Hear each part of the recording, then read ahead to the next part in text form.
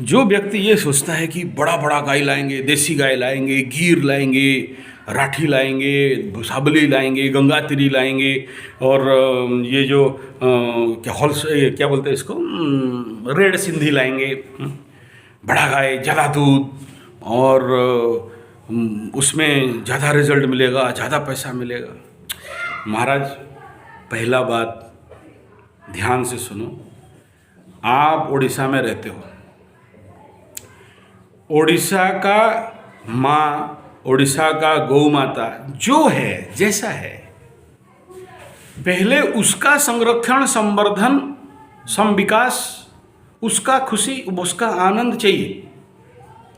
बाद में फिर मैं जाऊंगा कि वो बिहार का गंगातिरी लेके आऊँगा, या उधर भुसावली लेके आऊँगा, या राठी का लाऊंगा, या गिरनार लेके आऊँगा, या गीर लेके आऊँगा, या कर्नाटक लेके आऊँगा, या कांगड़ी लेके आऊँगा, या थारपारकर लेके आऊँगा। नहीं, वो बात का बात है। पहले मौसी को मत लाओ, पहले माँ को ठीक करो।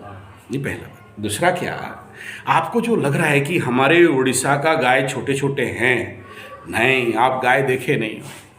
उड़ीसा में हमारे बचपन में बड़े बड़े गाय होते थे, मेरे से भी बड़ा बड़ा गाय होते थे। लेकिन ड्यू टू दिस, ये जो जर्सी हॉल्स्टन फ्रिजियन और विदेशी गाय का यहाँ आना, और लोगों को ये जो गवर्नमेंट सिस्टम है वो सिखा दिया कि आपका गाय कम दूध देती है और हमारा जो हॉल्स्टन फ्रिजियन ब्रीडिंग ये ज़्यादा दूध देती है। तो ये क्या हुआ, धीरे धीरे उनका दिमाग में तो घुस गया, घुसेड़ तो दिए ये गाय वाले सरकारी विभाग। परिणाम ये हो गया कि हम अपने गाय छोड़ दिए, और जहाँ छोड़ दिए काटने वाले तैयार थे, बेचने वाले तैयार थे। यू नेवर बिलीव, आज के डेट में भी एक जो खस्सी बोलते हैं ना, जो बकरा बड़ा वाला, छोटा वाला, इतना छोटा वाला, उसका कॉस्ट 10,000 20,000, एक गाय का दाम उससे बड़ा 1,500 2,000 में बाजार में जा रहे हैं आज के डेट में। आप जमलई बाजार चले जाओ, गाय का बाजार जितना है, सर्वनिम्न मूल्य 1,500 से शुरू। एक बकरा के साथ भी मूल्य 0 है। तो वो कंडीशन पे हम क्या झेलेंगे बताओ। अब दूसरा बिंदु ये है, ये आपका दिमाग में घुसा है कि हमारा गाय दूध कम देती है।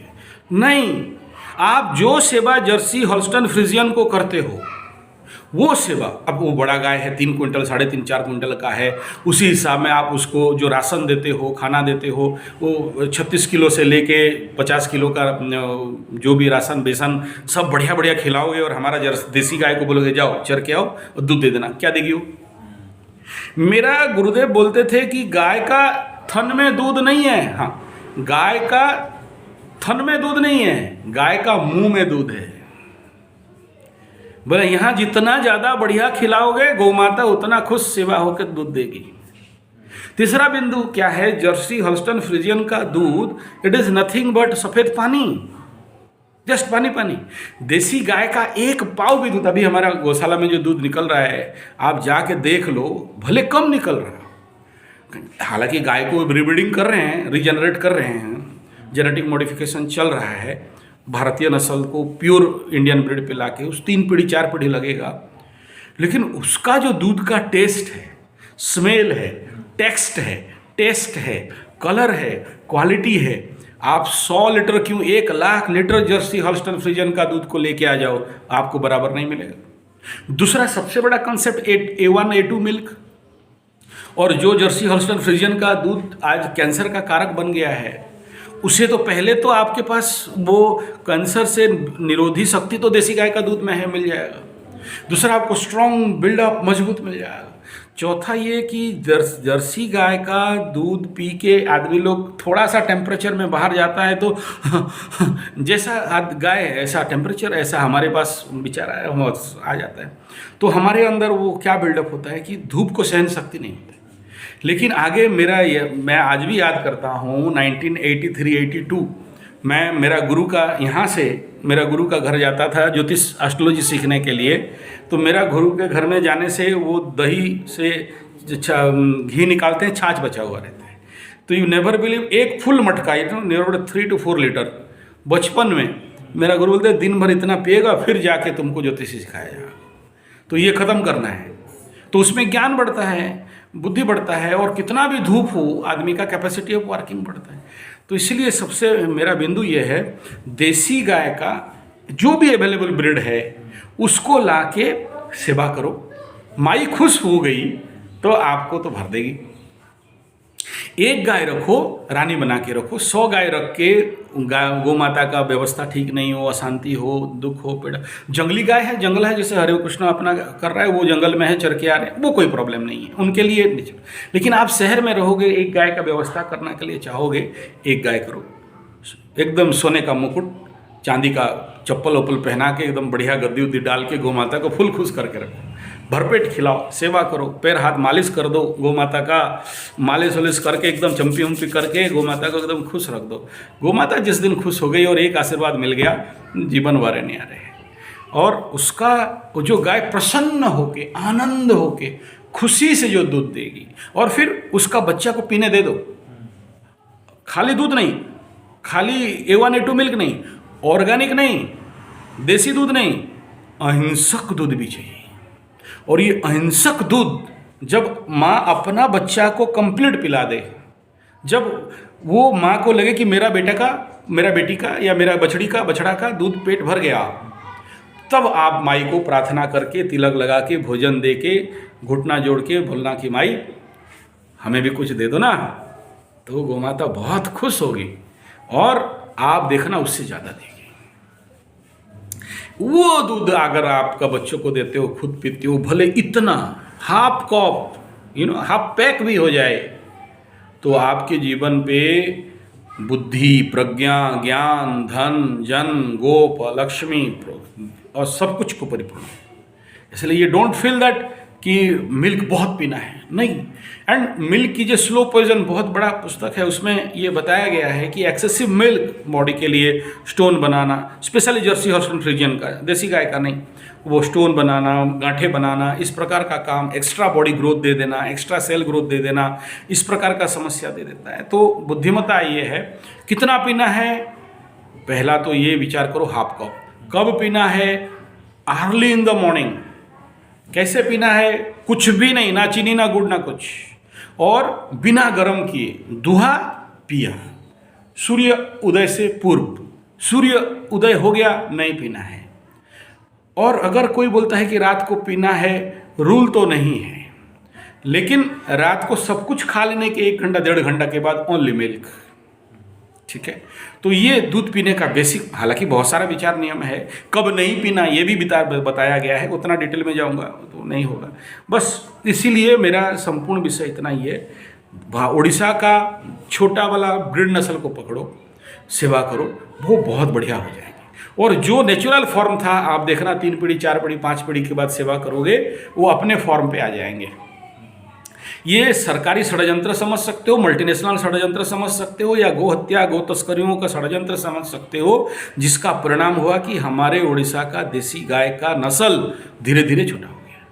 लेकिन ये भी है कि उड़ीसा में और एक नस्ल हुए, जंगली नस्ल का गाय। वो जंगली नस्ल स्पेशली ब्रह्मपुर, भंजनगर, कंधमाल, जहाँ पर हल्दी का वर्ल्ड वाइड हल्दी सप्लाई होता है, वो क्या है, पहाड़ी क्षेत्र है। तो वो स्थान काल पात्र के अनुसार गायों का रूप शकल चेंज हो जाता है।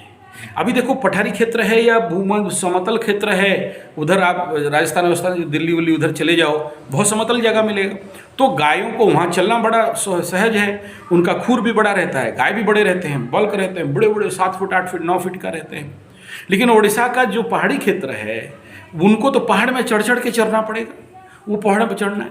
अगर वहाँ उसको हाथी जैसे बड़ा बल्क बॉडी मिल गया, बड़ा खुर मिल गया, तो उसका खुर टूटेगा, क्योंकि पत्थर में उनका खुर लगेगा। हमारे पहाड़ी क्षेत्र है, पथरी क्षेत्र, पथरीला, रेतीला और मुरुम वाला जमीन है, तो वहाँ गाय चल नहीं सकती बड़ा खुर होने से।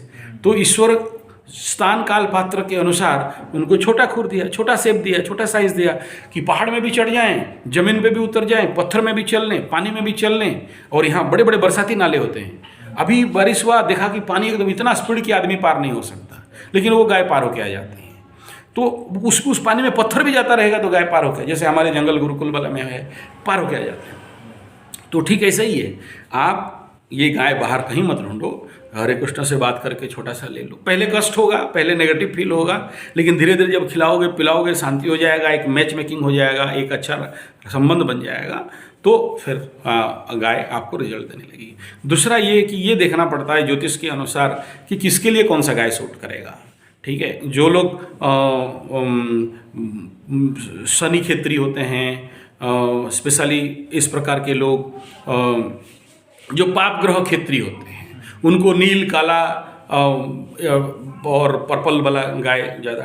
जो लोग सूर्य क्षेत्री होते हैं, शुभ क्षेत्री होते हैं, कुछ शुक्र क्षेत्री होते हैं, ऐसे लोगों को सफ़ेद, क्रीम, घी कलर।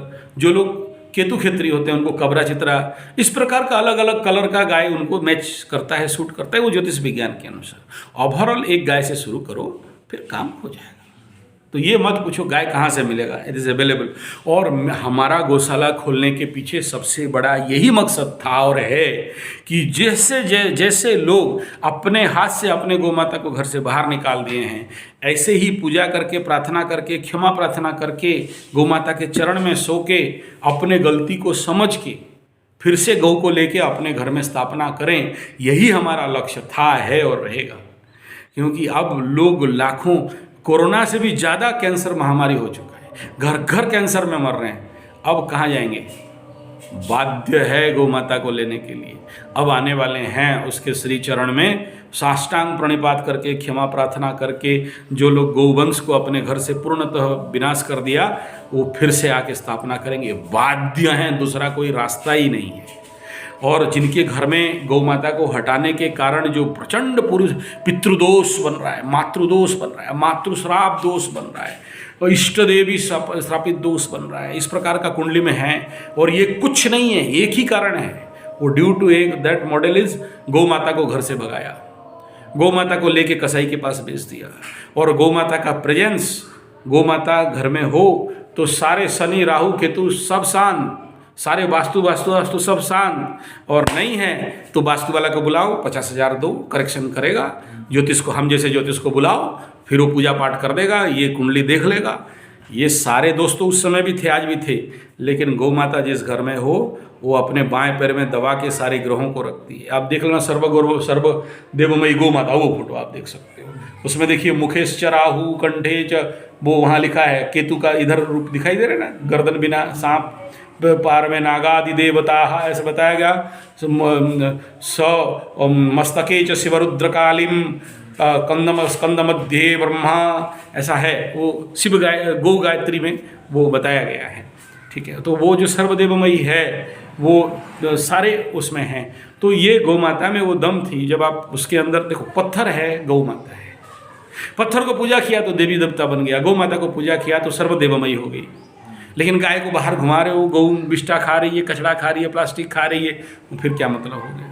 पत्थर फेंके हो, आदमी उसके ऊपर सुसु कर रहा है, गुगु कर रहा है। लेकिन उसी पत्थर को जब आप लेके मंदिर में रखते हो, घर का देवालय में रखते हो, पूजा करते हो, सिंदूर देते हो, भोग देते हो, वही पत्थर को वरदान मांगने से वरदान मिल जाता है। ऐसे गौ माता के साथ। तो इसलिए हमारे उड़ीसा का गौ माता का पहला सेवा हो, उसका संरक्षण, संवर्धन, संस्कार हो, फिर बाकी देखेंगे बाद में। अवेलेबल है, अपने चंदू भाई के पास है, गिर है, चाहोगे मिल जाएगा, राठी है मिल जाएगा, भुसावली है मिल जाएगा।